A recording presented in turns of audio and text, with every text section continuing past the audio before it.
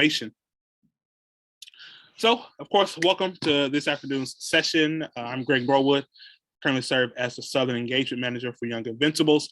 And today's session is a collaboration of the Education Trust, Ed Trust here in Texas, Young Invincibles, and Commit. Thank you to the team that has helped coordinate and prepare for this session. Before we get started, we'd like to share a few operational and orienting notes. One, you can turn the live transcript on or off using the Zoom function. So if your brain is not, kind of like mine, it's too much, feel free to turn off that transcript or keep it on if you'd like. And we will be recording this afternoon's call. And so we'll be able to revert back to this at the conclusion of this meeting. We have organized our time together with three main goals in mind: to help you stay up to speed on the progress of the Texas Commission on Community College Finance, to review and discuss key information from Tuesday's meeting of the Commission, and then to share resources and opportunities to participate moving forward. Our time today is limited, unfortunately. We have an hour to talk about stuff we could probably spend a day talking about. But we do encourage you to stay engaged, ask questions, and then continue to seek additional information and resources outside of these recap sessions. As a reminder, this is our second recap session. The recording and slides from our December event are posted online. If I'm assuming someone is sharing in the chat, if not, I have it copied as well. Let me just drop this in the chat real quickly. You can come here to review our last gathering. It was a really informational gathering, so I would highly encourage you all to take a look. And then as a part of that agenda, we provided an introduction to the formation and members of the commission, the demographics of students served by Texas community colleges, and a very high-level overview of how they are funded. In just a moment, we will invite a very special guest, former State Representative Paul Colbert, to briefly share some historical context for understanding community colleges in Texas. We'll then review and discuss key themes from Tuesday's commission meeting before closing with additional opportunities to get involved. And so I think if the slide is moving today is the beginning, will likely, so this is what we want you to be kind of thinking about. Today is the beginning. I will likely need to find additional resources and continue to follow the progress of the TCCF is what we'll call it, to round out my understanding of its work. And so this is really once kind of thinking about identifying those additional resources, using us as resources to follow what the TCCF has gone on. And I'll push it over to Jonathan to introduce us to our special guest. Thank you, Greg, and welcome again to everybody. If you haven't had a chance to take that quick poll, from those who have, hopefully everybody can see those results, just kind of get an idea of who's in the room with us. We will be using a couple of polling questions later on to kind of jumpstart conversation and hopefully get at some interaction. So as much as this is going to be a recap, we also really want to get folks thinking and really hear your feedback and your thoughts. So please don't be shy. Please participate in the polling and jump in when we do have those opportunities. There we go. So like Greg said, we have a distinguished guest with us. And I'm really pleased to be able to introduce Paul Colbert. Paul was an attendee last time, and we got a chance to talk and get to know him better. Some of you may already know Paul. Paul actually served in, I think he was a staffer in the Senate. If I can say the years, I'll say it was in the late 70s, before he then was actually a House representative. Apparently this is no longer an existing district. It was House District 132, representing South and Central Houston, and served in the House for over a decade, from 1981 to 1993.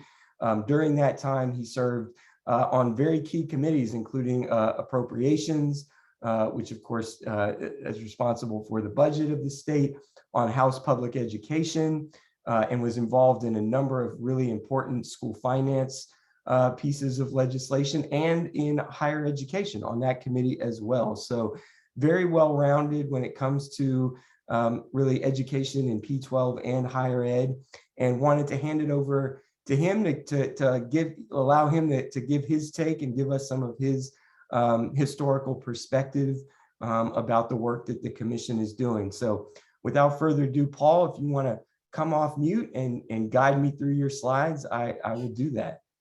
Okay, I believe I'm off mute. Can you hear me? Not muted? Okay. Okay.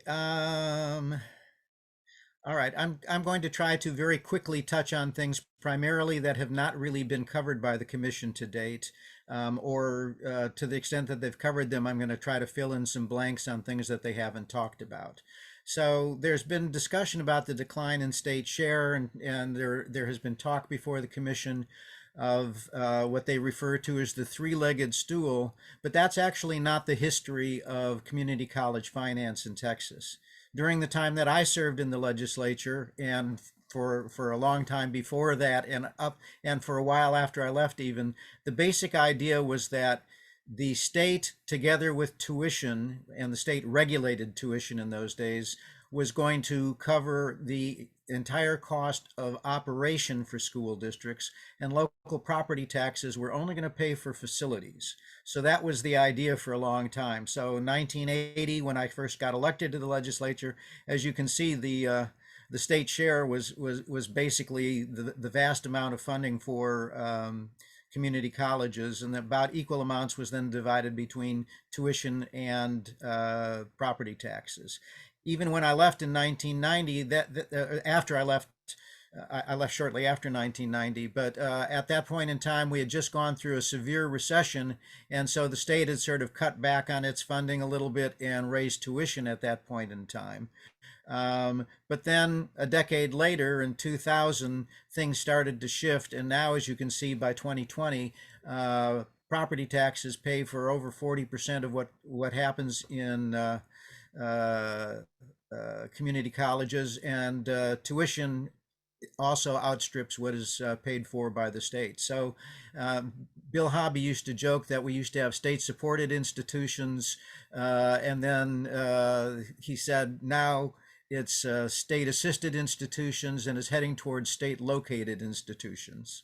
Okay, next slide, please. These are the numbers from that chart, just so you can see them if you want. We went from an almost 70% state share down to a 26% state share last year. Next slide, please. The community college funding structure is based, as I said, largely these days on property taxes.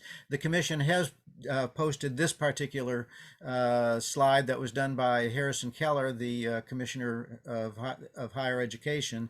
And what you see on the left are the service areas of community colleges, and on the right, you see only the taxing areas. In other words, a very small percentage of the square footage of Texas actually pays for community colleges, or at least for that 40+% that's paid for out of local property taxes. Next slide, please. The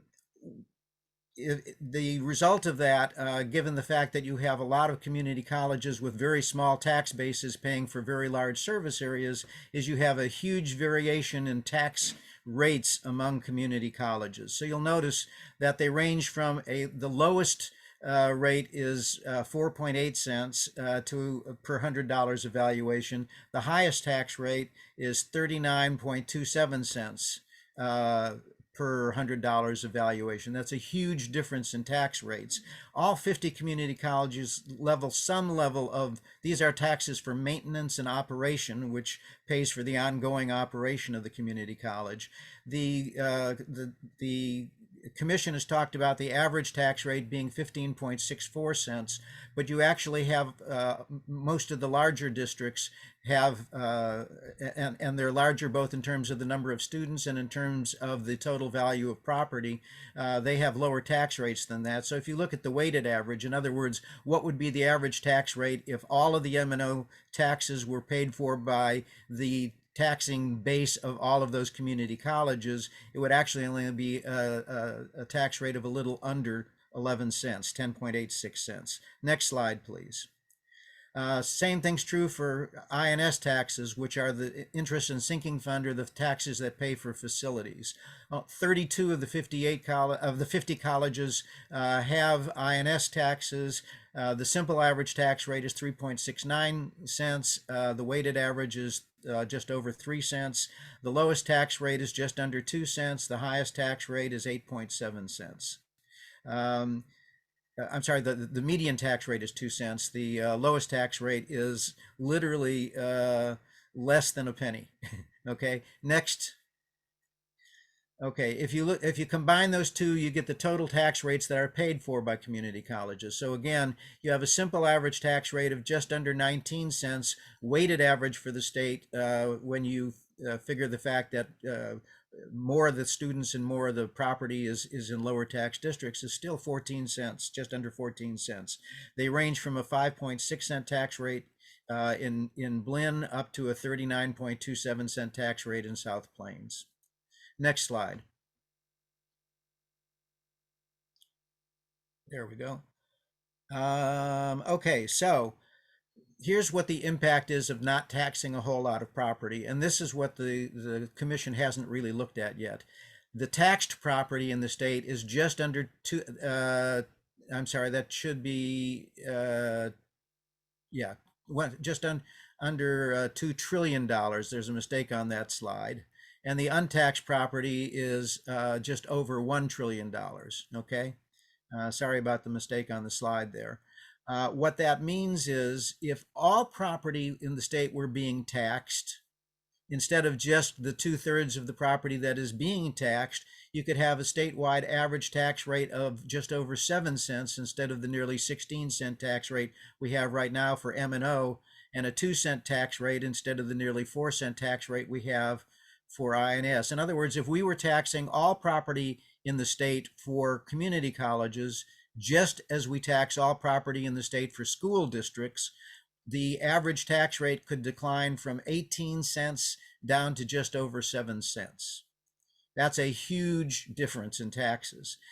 Basically, you have a large chunk of the property in the state, about 1/3 of the property in the state, and a huge amount of the area of the state that's getting a free ride with respect to taxes, and that free ride is either being subsidized by the people who are in the taxing districts, or to some extent it's being subsidized by the fact that the students in those areas frequently have to pay higher out-of-district tuition when they enroll in community colleges. But I will tell you that I don't think there's a single instance in which the out-of-district tuition fully covers the cost. So to the extent that we have that free ride going on, it's the taxpayers in that 1/3 of the state that are getting the free ride by and large. It is having a negative impact, however, on those students who are in areas where they have to pay out of district tuition, particularly on economically disadvantaged students who have a hard enough time paying regular tuition, let alone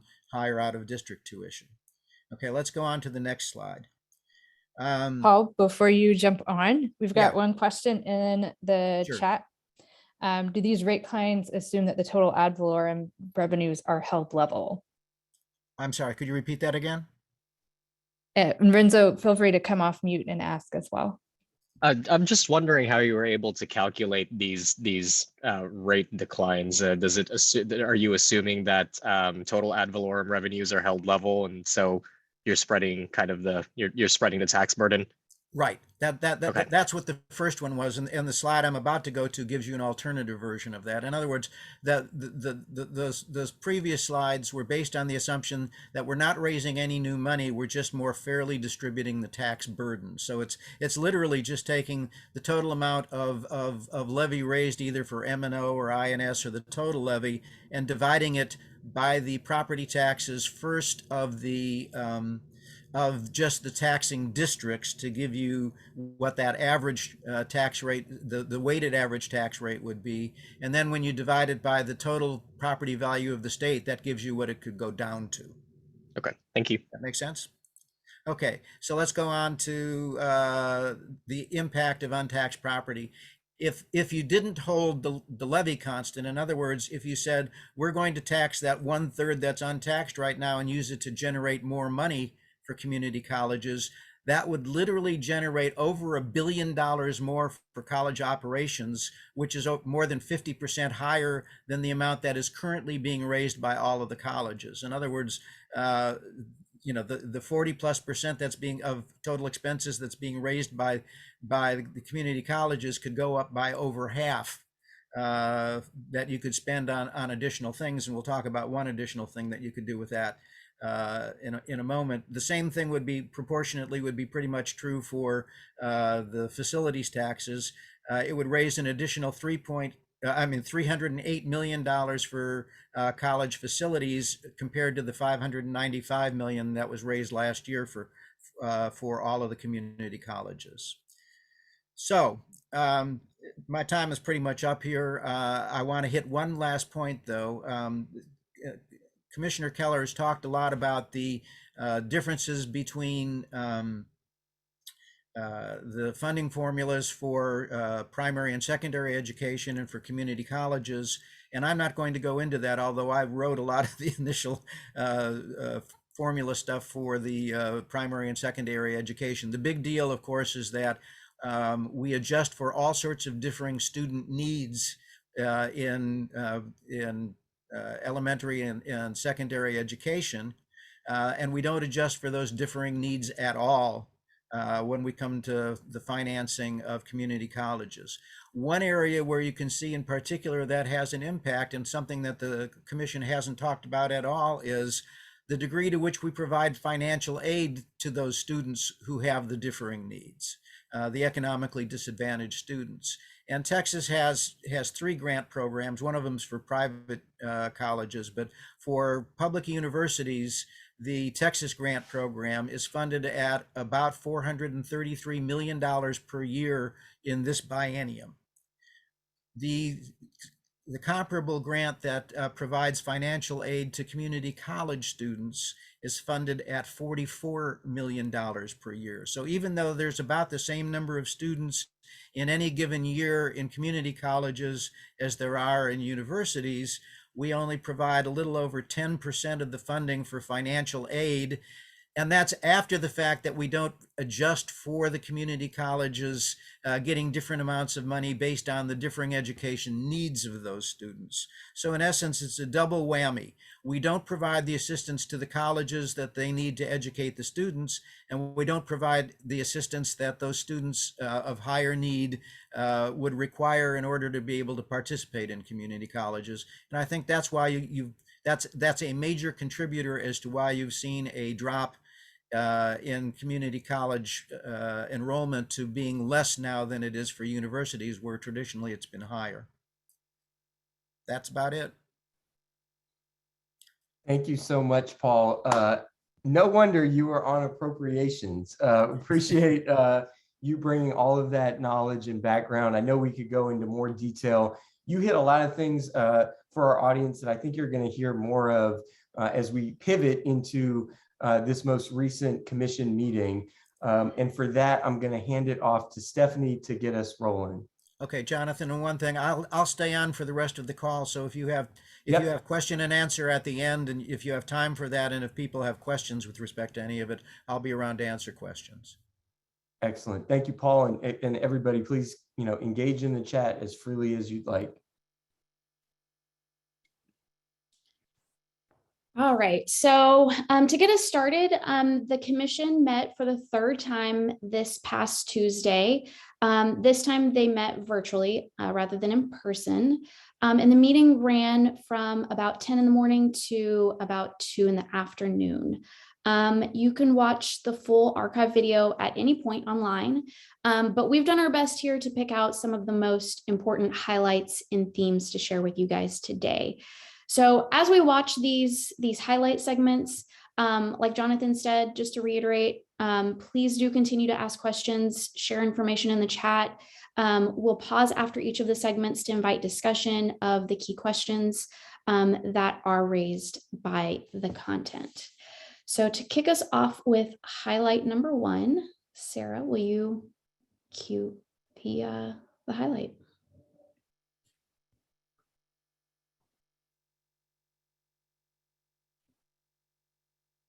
Our second goal focuses on production of post-secondary credentials of value.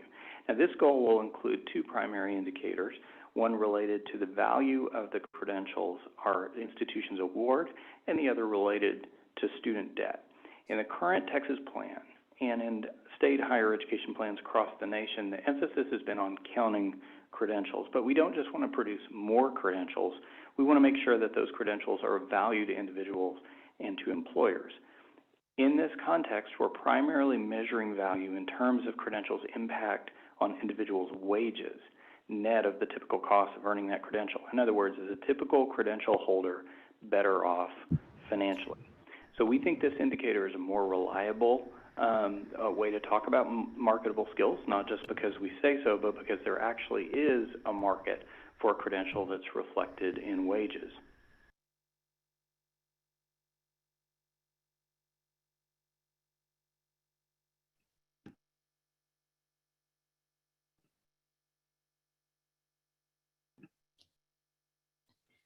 All right, Sarah, is there a second clip or? Yep, 1 second. Okay.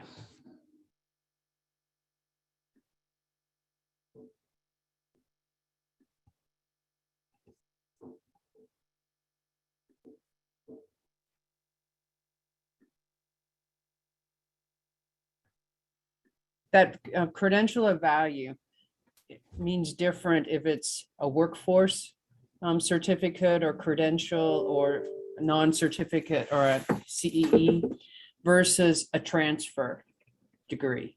I mean, and so when I look at the role of community colleges, it's workforce is pretty significant.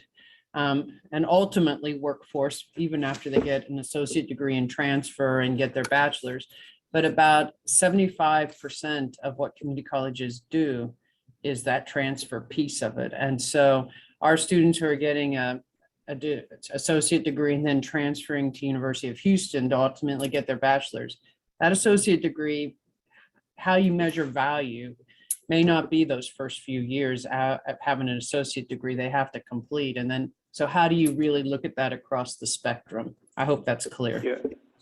Thanks for bringing that up, Brenda. And you and I talked about these issues, and I've continued to be in conversation with college presidents about this.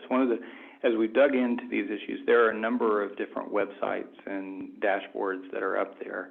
Sometimes these dashboards will report wages that mash up folks who've completed credentials and folks who haven't completed credentials. Oftentimes they'll report wages only for folks who've earned a credential as that being the terminal credential. But especially in an associate's degree that's designed for transfer, that means that you would deflate the value of that credential because you'd filter out everybody who successfully transferred.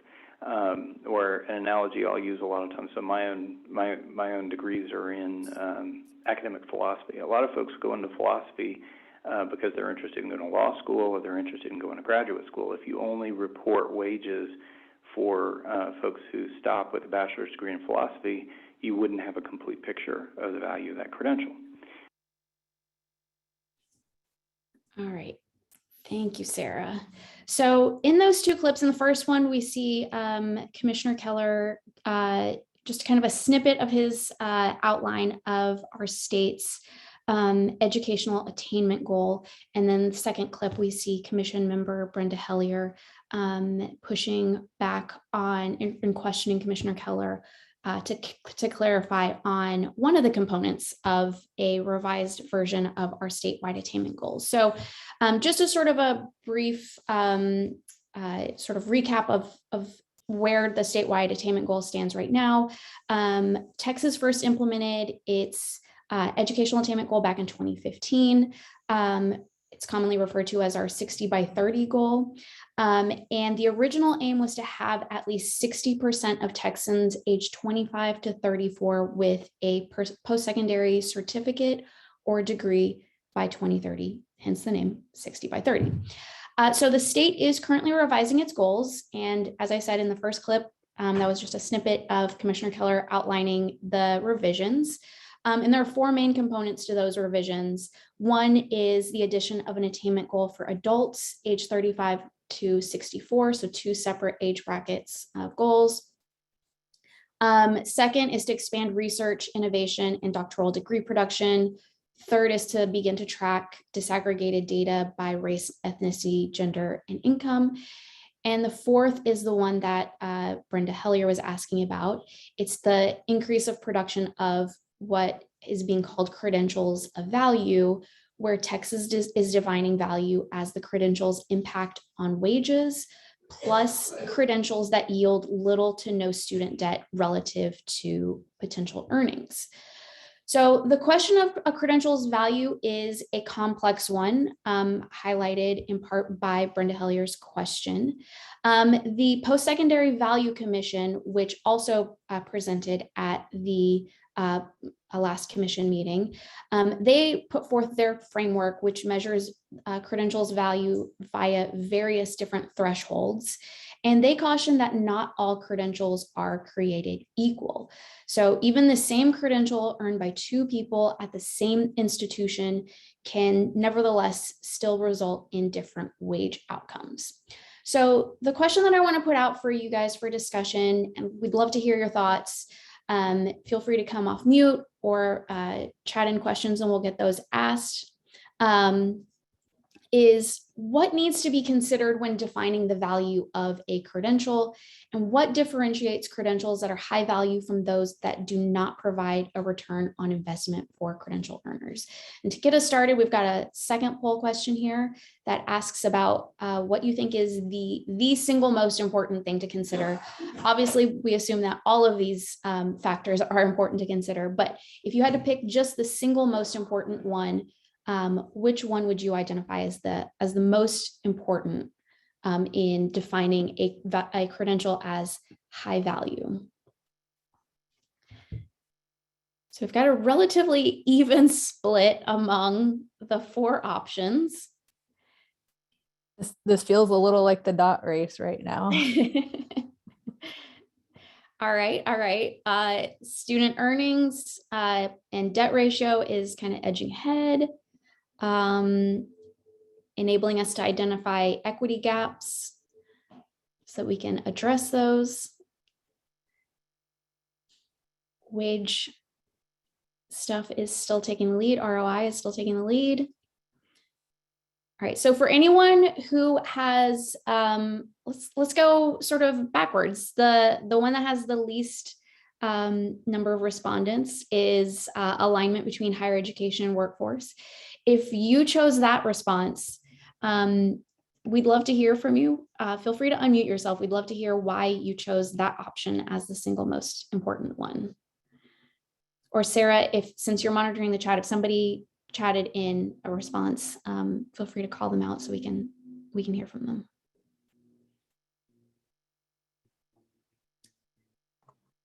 Stephanie, I threw something in the chat. Do you want me to kick things off a little? Or? Yeah, go for it, Charles.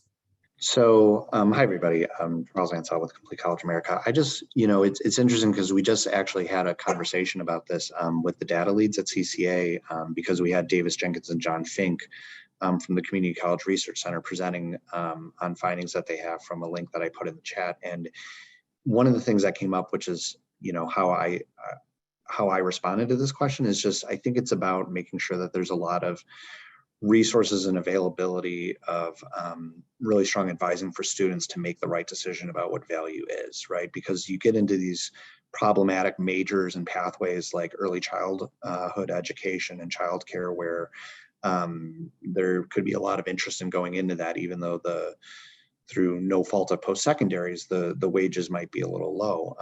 And then on the flip side, you might have lots of transfer-oriented programs like an associate in arts that if it's really well defined, like associate in arts and political science, and leads to structured baccalaureate pathway, that has wage outcomes that are as superior as anything. So, I think it's very hard to just make it straight quantifiable to the earnings, given that there's the delay in terms of going towards baccalaureate, there's the other reasons to go to college, and there's the fact that the that there's also inequities in the labor economy itself that post-secondary by itself can't be fully held accountable for. So I think it's just really critical to provide the information so students can be like super intentional, but otherwise fund college for the completion as much as anything. Great. Thank you for that, Charles. Does anybody have a response, or does anybody have additional thoughts? Why did you answer the poll question the way you did? And back to the broader question as well, how do we differentiate a credential of value versus one that doesn't provide a return on investment for credential holders? So Renzo, I see you chatted something in. Do you want to come on and elaborate? Yeah, sure. So I think that defining something of value isn't just about the wage differential or premium for that credential. You also have to know whether it's in demand. I mean, if it's in the state or not, because it's not really valuable if you can't get a job, since there's only like 2 available spots or something in the state. So I think alignment with actual workforce supply and demand needs is actually important as well. Great, thank you. I'd love to hear from somebody who chose the option of a credential of value as one that enables us to identify equity gaps in credentials, earnings, and debt. If you're one of the 7 people who chose that, we'd love to hear why that was the single most important component for you. Would love to also hear from someone who chose as the single most important component that it provides a valid and reliable source of evidence for marketable competencies and skills associated with a credential. Does anyone from either of those 2 camps want to step up and support your choice? I'll talk about equity if nobody else will. Go for it, Paul. One of the problems that I have with trying to quantify just on the degree to which it steers you towards higher salaries is not everybody needs to or is capable of getting towards higher salary jobs. And in essence, if you don't take into account equity questions with respect to all of this sort of stuff, what you do is you discriminate against those colleges that educate extremely valuable participants in our society who do jobs that just don't pay quite as well. And you have to consider that equity question as part of this. If we're merely quantifying, we're going to give the biggest boost to the ones that give the biggest salaries, we're going to be leaving out those people most in need of educational assistance in our society and people who are extremely valuable contributors to it. Great, thank you, Paul. I'll jump in. I'll add, just based on watching some of what I saw in the presentation of the Post-Secondary Value Commission findings, which is, I think, the value also of having the data is that it allows us to really clearly see where maybe some students are being steered and advised towards certain credentials versus others along lines of race or gender, et cetera. And also at least gives us a vision of like a transparency around what the differential earnings actually are for students from the same programs with the same degrees. And I think that that's really powerful for creating a conversation and accountability, not just on higher ed, but on our employers, right? I'm not saying there are easy solutions to any of that, but I think it does allow some of that to become more visible. And that was very evident in some of the findings that I know we didn't feature in our recap, but that did show up when I can't remember the UT Austin's professor shared some of his information. So,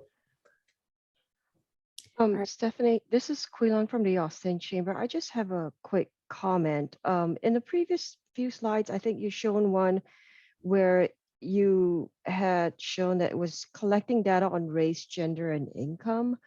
I'm not sure how important this is, but yeah, that's the slide there.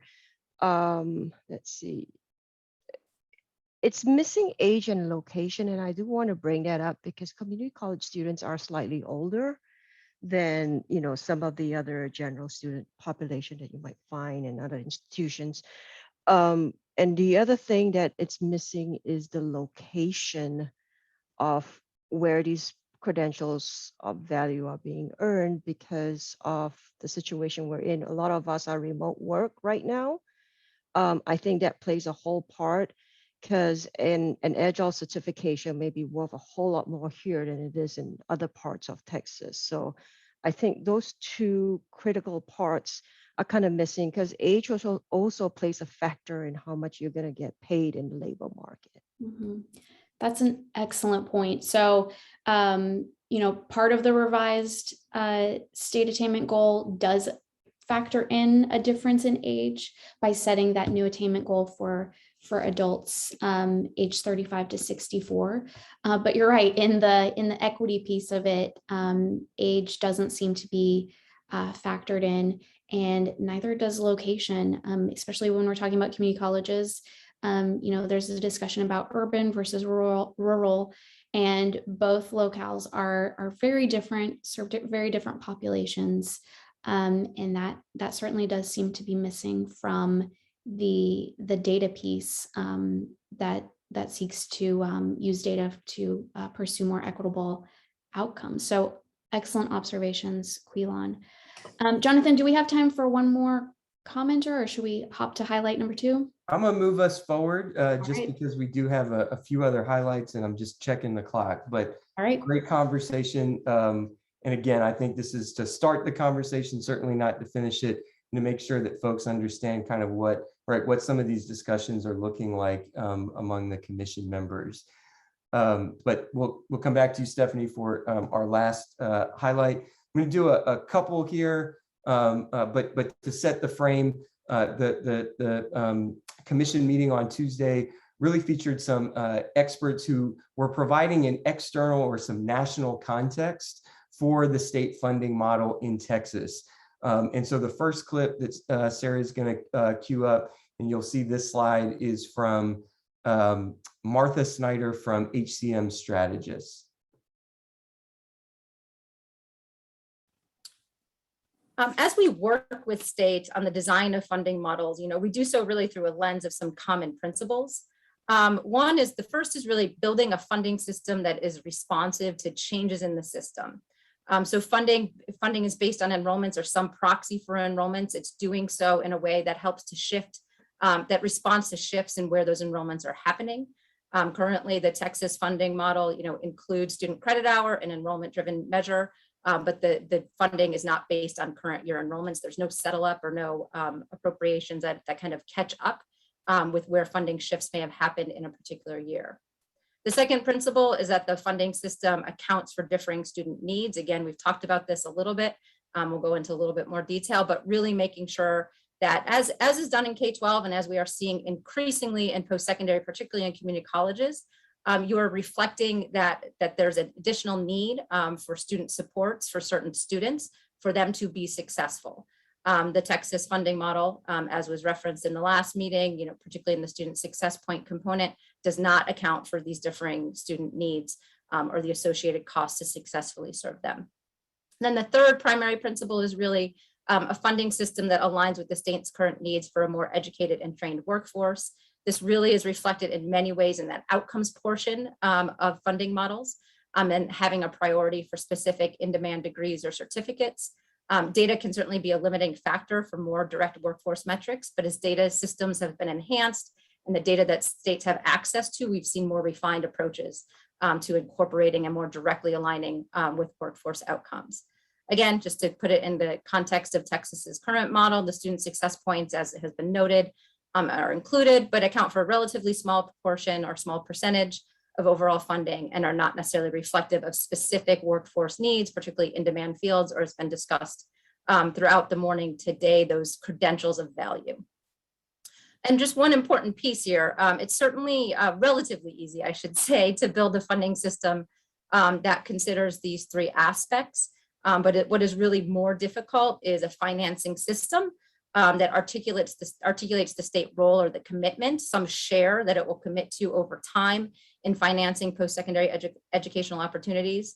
We had seen states, there were certainly times where states kind of committed to a third, of a financing, a third coming from the state, a third coming from the institution or local resources, and a third coming from tuition. Nationally, that's broken down. That kind of commitment has broken down, again, as the states have disinvested overall in higher education, as they've had to meet demands and increasing costs in entitlement programs. And then the other kind of principle that can be difficult to really navigate and consider are the varying levels of resources across institutions, either through tuition revenue or has been discussed again this morning and previously, the variations in local tax resources and local tax capacity that are present in different institutions and different districts.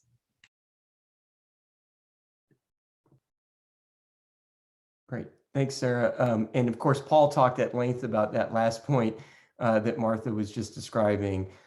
Sarah, can we go to the next clip where Martha compares Texas to and how some other states fared against her principles?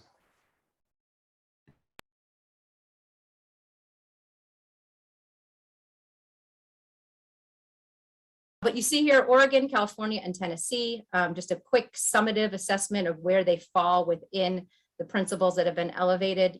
All of them are responsive to changes. So there is some attempt to settle up or to kind of account for current enrollments and to do some sort of adjustments mid-year.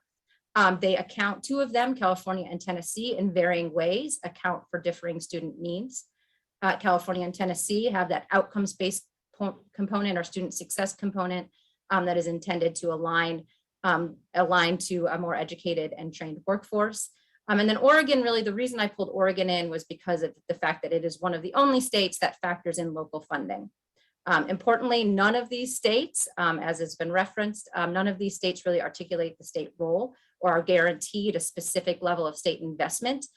They really are, again, allocation models, as is the case in Texas and pretty much every other higher education funding model. Thanks, Sarah. We're jumping around a little from the agenda, but I want to play one last clip, and this is actually came via, I think it was Dennis Jones from, I'm going to get the acronyms probably screwy, from Inchams, who gave a little bit of a synopsis of what some of the objectives might be for the way in which the commission chooses to approach the changes to the finance system. We kind of boiled it down into this being the major objective for your work, and that is to develop an approach to community college finance that is aligned with the state goals that, first of all, that community college services are accessible to students in all parts of the state. And it's the all parts of the state that is the major point of this bullet point. Second, that colleges are responsive to the differing workforce needs in all the regions of the state and to regional 60 by 30 goals.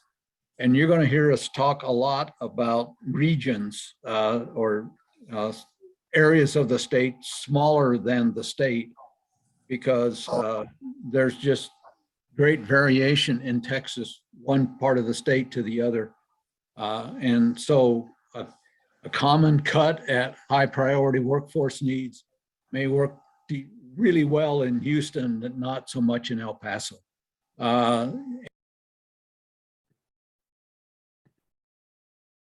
Thanks, Sarah.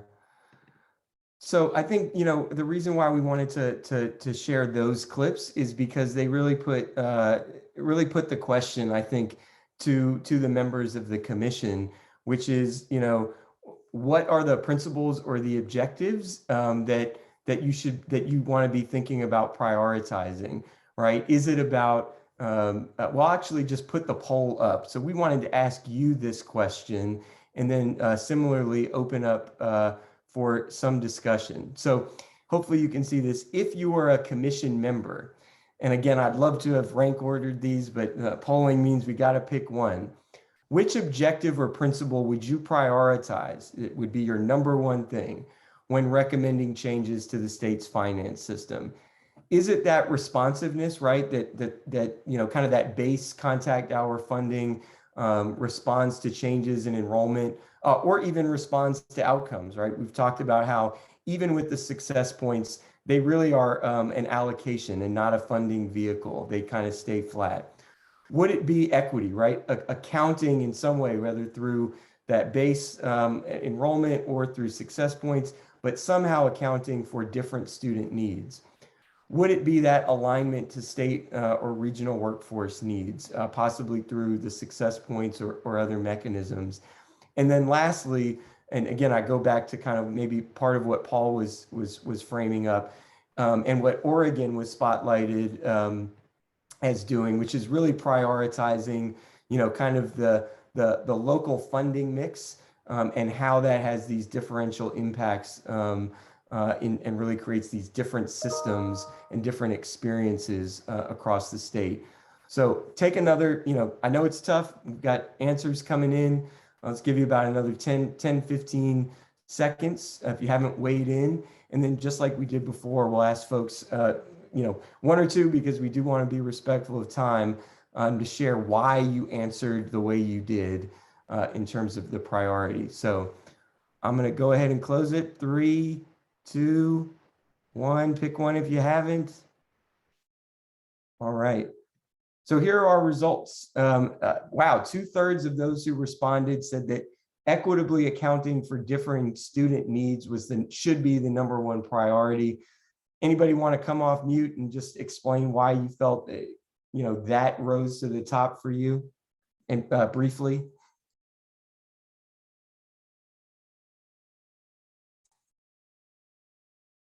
Hey, Jonathan, this is Jennifer.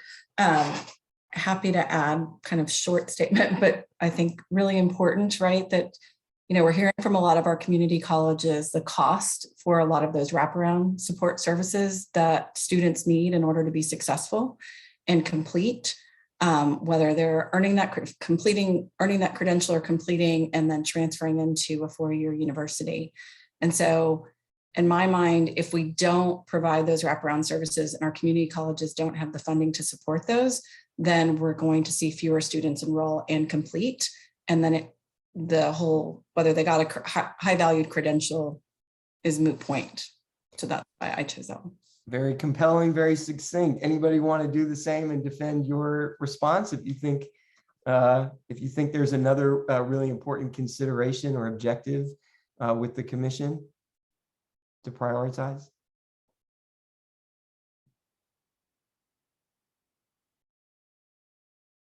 All right.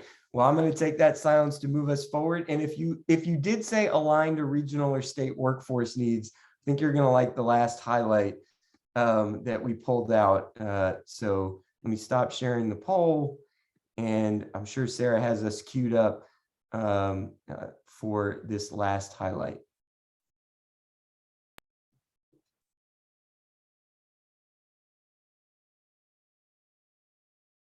And maybe would some context help, just real quickly? Stephanie, do you want to just give us some framing for what we're going to hear? Yeah. While Sarah's queuing that up. So we're going to hear from Michael Reeser from the Texas State Technical College System, or TSTC. He presented on their funding method, which is different from the state's community colleges.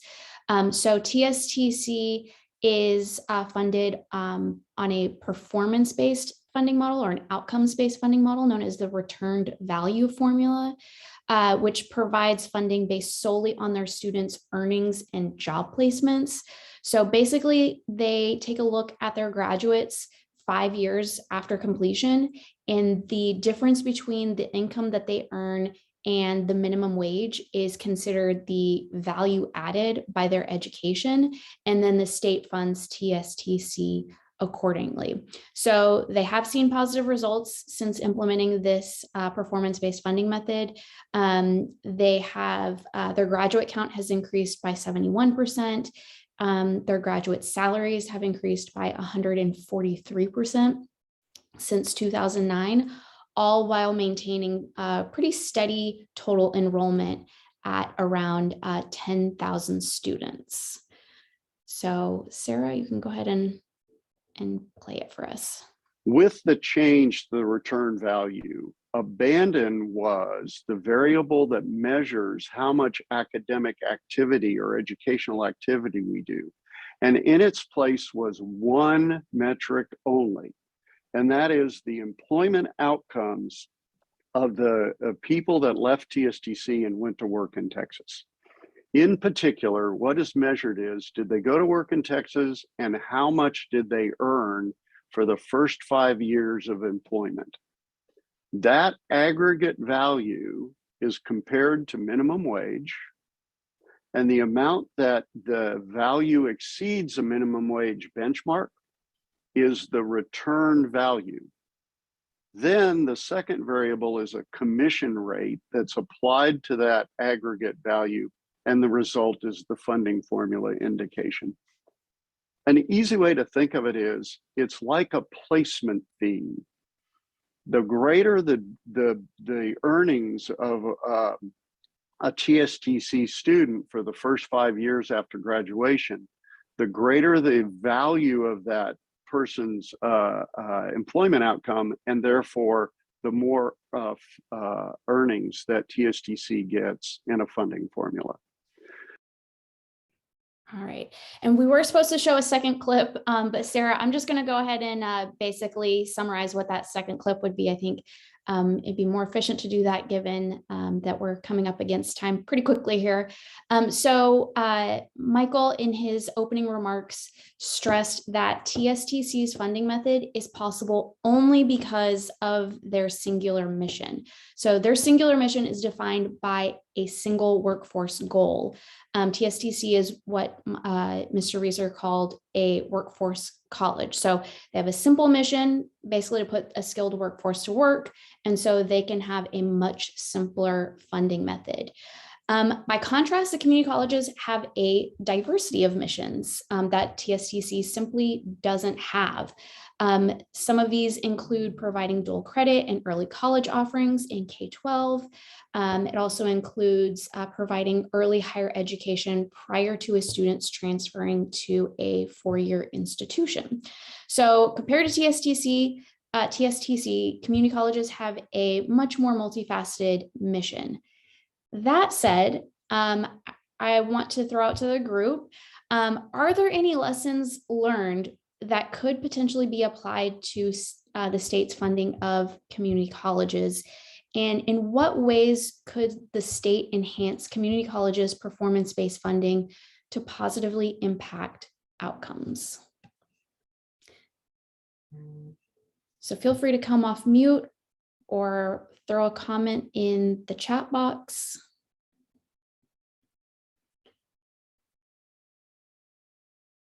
What are some ways that we can enhance our state's performance-based funding method?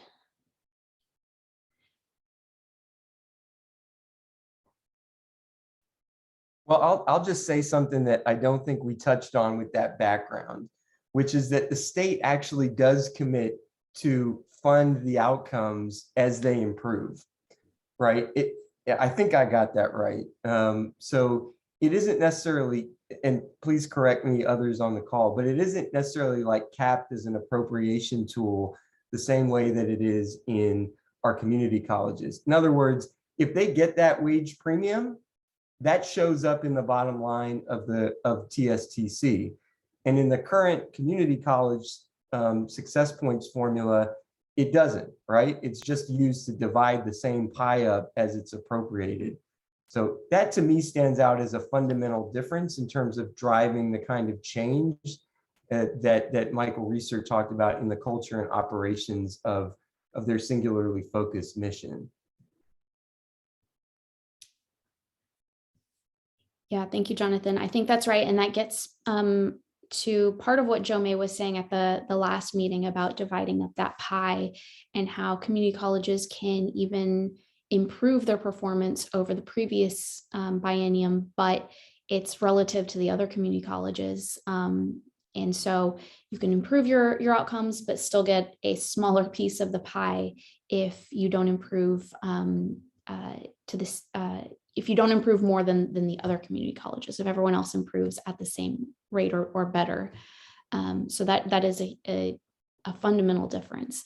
Any other differences or any other thoughts on, how the commission can address the shortcomings of the student success points method that funds outcomes for community colleges? I know someone else has already chatted in a comment about student success points earlier, so I know you guys have thoughts on this. I'll be glad to jump in again if you want. Go ahead, Paul. All right. I mean, there's all sorts of things wrong with the success points structure as it currently exists, and a big one was mentioned by several of the community college participants on the panel. That's that, in essence, we're paying a backwards look, and that backwards look is rewarding performance based on goals that we set in the future. So there is nothing within the success point model that we currently have that that tells community colleges these are the goals you need to shoot for. It's, you can guess that maybe they'll stay the same, and so you'll try to meet them, and then the legislature changes them on you, and the result of that is you were shooting at the wrong target and you had no way of knowing it. I mean, the whole system of success points right now makes almost no sense. All right. Anybody else want to chime in on success points?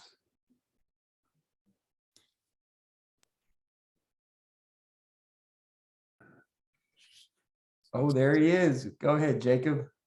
I think it might be beneficial to your colleagues if you were to invite a structured conversation just in the issue of student success points. It is much deeper, much more complex than I think what we've heard. We'll certainly be happy to lend our team to provide said piece. I know we have made not one, but two substantial iterations to the metrics that were established 2013, and we'll be happy to provide such a presentation, which is, I think, is a little bit more complicated. Great. We might just take you up on that, Jacob, especially given the next steps with the commission and a little break in the action. Stephanie, do you want to give us an idea as we wrap up? A couple of really important announcements. I hope you will stay with us just for a couple of more minutes so you know what's coming next with the commission, and so that we can share a great opportunity for students to get involved in this process. Yeah. So the commission members now will divide up into 3 different subcommittees that will meet privately in February and March. The assignments to these committees have yet to be announced, but the 3 subcommittees are college operations, student support, and workforce education. So as soon as we get word on what the assignments will be, we can share that information out. And then the full commission will reconvene again on Wednesday, April 6th at another public meeting. So stay tuned for another recap to follow that meeting. And with that, I will kick it over to Greg. Hey, listen, I have less than a minute to make a really incredible announcement. We are extremely excited to announce the launch of the Texas Community College Student Advisory Council. 2 snaps for that real quick. Breakthrough, Young Invincibles, and Ed Trust have partnered together. And we have created a paid fellowship opportunity for Texas community college students and recent grads to advocate for stronger community college policies. And so there is a little information, and let me go ahead and get this copied and pasted into our chat here. This is really an incredible opportunity that has been literally months in the making. And we are so incredibly glad to finally see it in actual formation. And so if you are aware, let me just kind of give you a little bit. So we're bringing together about 12 or so student representatives from across the state, from very different graphics, diversities, whatever the case may be, to act as student leaders, storytellers, and advocates throughout the community college finance process. We encourage current and the recent attendees of community colleges to apply. The application is now live, and we will be accepting applications until February 11th to help spread the word to students. We will certainly include promotional materials in our follow-up email. But here is, I believe, what is the application, if I'm not mistaken, for, let me put this in the chat. This is what this is. It could also be the exact same thing I just posted, but I think it's the application for what we're doing. So if you know of anybody who might be interested in this, if you know of any students, many of you indicated that you are, either current or former faculty members of community colleges. If you are aware of any student leaders, any students, period, who'd be interested in something like this, please send them our way. We don't believe in free labor. And so please emphasize the point that we will be paying them for their experiences and for their stories. We're just so very glad to see what will come of this great partnership and what will come of this Community College Advisory Council. So I think that is it. I'm going to pass to Jonathan if there is anything else we need to close out. That's all, folks. I see a question that I'm not necessarily sure how to answer. Dual credit students. I'm not entirely sure how to answer that. I think because of some of the, and actually, Greg, maybe you can take this back. I think we're looking at if they are at least 18 or older for probably some employment reasons and so forth. We can double check on that. We certainly want students who've had dual credit experience, even if they are not currently dual credit students.